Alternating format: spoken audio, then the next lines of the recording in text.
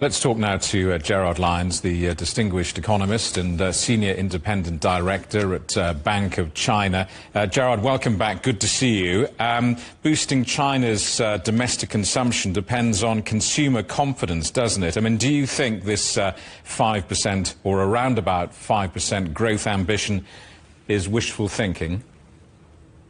Well, I think the forecasts are on the optimistic side.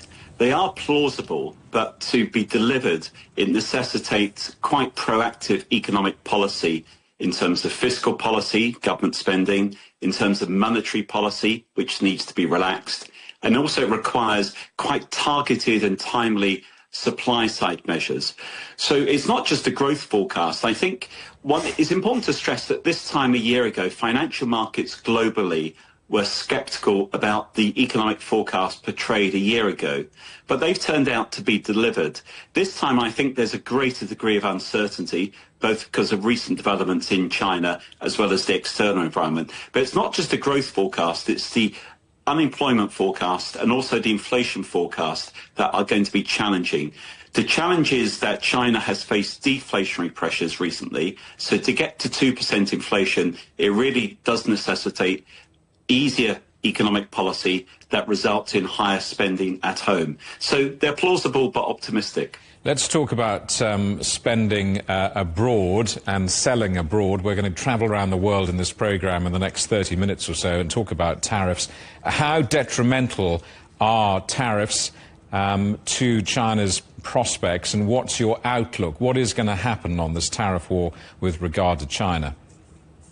Okay, well, we've had a sort of dry run, shall we say, during President Trump's first term. Then the tariffs were on smaller scale and less in scope.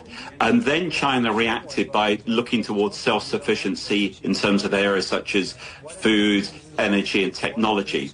Now, this time, it depends on how hard the tariffs hit. The Chinese need to respond in a number of ways. In terms of the domestic economy, is very much reinforcing the message I've just said about stimulative measures at home. In terms of the export side, is whether China can take some of the hit of the tariffs, either through currency change or squeezing the profit margins, or rerouting to other countries or via other countries such as Vietnam, or on top of that, or in addition to that, trying to focus on new markets to sell into, such as Southeast Asia. Of course, China can sit down and negotiate with President Trump about other areas of the Chinese economy to open up in order to mitigate the pressure. So I think there are challenges there. But I think it's important to stress that this is the first stage in the process. There are policy levers that the Chinese can pull. What is your take on China's broader economic strategy? Well, I think it's important to stress that China is moving from a very high sustained rate of growth to a much more slower and more volatile pace of growth. That's a natural consequence of China going from middle income to high income, and it's a natural consequence of having a much older and aging population.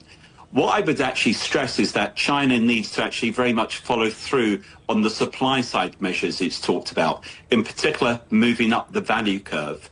And at the same time, for much of the last decade in China, the talk has been about boosting domestic consumption. Now, the outlook for any economy, including China, depends on the interaction between the economic fundamentals, policy and confidence. Confidence is key in order to maintain the confidence of those people with the ability to spend. But the policy levers need to be pulled to ensure that unemployment, particularly youth unemployment, is addressed, and that China delivers on sustaining growth nearer to 4 to 5% as it hopes to. So I would be constructive about the outlook, but within saying that, it's important to stress that there's a high degree of margin of error this year, just given what's happening internationally as well as what's happening in the mainland itself. Gerard, good to see you, and thanks for coming on the programme again. Gerard Lyons, the economist and senior independent director at the Bank of China.